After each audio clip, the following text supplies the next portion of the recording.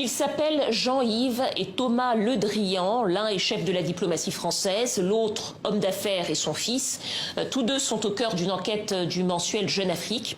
Elle concerne les pratiques du père et du fils dans la négociation de certains contrats en Afrique et au Moyen-Orient. Jean-Yves Le Drian a-t-il joué de ses réseaux pour favoriser les affaires de son fils et pour favoriser les intérêts de sa région, la Bretagne? Vincent Duhem, bonsoir. Vous êtes journaliste à Jeune Afrique, co-auteur de cette enquête avec Mathieu Olivier. Merci d'être avec nous. Bonsoir. Alors, c'est une enquête de 10 pages dans laquelle vous vous attardez longuement sur la présence du fils Le Drian aux côtés de son père, notamment lors d'un déplacement à Abu Dhabi pour un salon de vente d'armes. Qu'avez-vous découvert exactement ? Alors, on s'est intéressé à Thomas Le Drian quand on a découvert effectivement sa présence à Abu Dhabi, à ce salon de l'armement. On a été un peu surpris et on s'est demandé ce qui justifiait sa présence auprès de son père. À l'époque, il a 31 ans, il est directeur de cabinet du président du directoire de la Société nationale immobilière en France. Et donc, c'est un déplacement qui n'a rien à voir avec ses fonctions professionnelles. Et on a été encore plus interpellés quand on s'est rendu compte que Jean-Yves Le Drian l'a présenté de manière directe au prince héritier d'Abu Dhabi. Après ça, on a découvert que Thomas Le Drian s'était lancé dans le conseil, dans un métier qu'on appelle apporteur d'affaires et qui tentait de s'implanter sur le continent africain et au Moyen-Orient.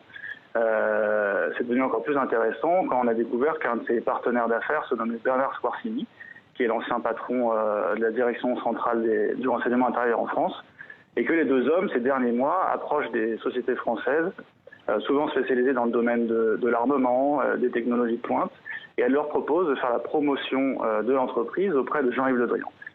Donc le fils de Jean-Yves Le Drian fait jouer ses réseaux, les réseaux de son père, pour favoriser son carnet d'adresses. Qu'est-ce que ça pose concrètement comme problème pour le fonctionnement général, puisqu'on n'est pas, je crois, dans un cas d'illégalité à proprement parler? Pour nous, ça pose un problème direct de transparence d'abord et de suspicion de conflit d'intérêts, puisqu'on est en droit de se demander quels intérêts défend Jean-Yves Le Drian, ceux de la France, ceux de la Bretagne quand il favorise l'entreprise bretonne, ou parfois ceux de son fils. On peut dire en tout cas que son fils, lui, joue des réseaux de son père pour ses intérêts personnels et que ça, c'est déjà un problème de moralité dans la vie publique et dans la vie politique. Vincent, vous mettez également en relief la façon dont Jean-Yves Le Drian jouerait de son réseau pour favoriser les entreprises de sa région d'origine, la Bretagne. Est-ce que vous avez des exemples? Je crois qu'il y a l'exemple avec une entreprise qu'on appelle Oberture. Oui, Oberture qui aujourd'hui fait partie d'Indemia, toujours une société française.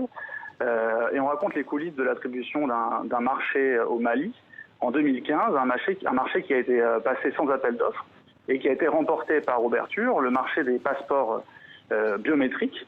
Et à l'époque, les passeports biométriques étaient fabriqués par des Canadiens et le contrat devait être remis en jeu. Et à cette époque-là, la diplomatie française, Jean-Yves Le Drian directement, c'est, selon nos sources, impliqué de manière directe, forte, a mis la pression sur les autorités maliennes pour que la France, et donc cette entreprise-là, entreprise bretonne, obtienne le contrat. C'était un contexte particulier, quelques mois après le lancement de l'opération militaire française au Mali. Et à cette époque, les autorités maliennes se sont senties un petit peu obligées d'accéder à la demande de Jean-Yves Le Drian. Plus généralement, Vincent, depuis son arrivée au pouvoir, le président Macron a déclaré vouloir une relation rénovée entre la France et l'Afrique et la fin de certains réseaux.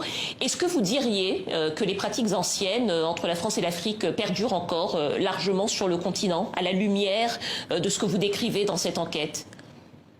Je dirais qu'il y a toujours un double jeu au sein de la diplomatie française entre les prises de position politiques, publiques et les intérêts économiques.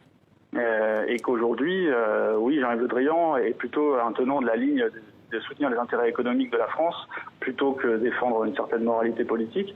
On l'a vu dans certaines de ses prises de position en privé sur certains sujets sensibles. Ce qui est aussi intéressant, c'est que Jean-Yves Le Drian, c'est un poids lourd de la politique française.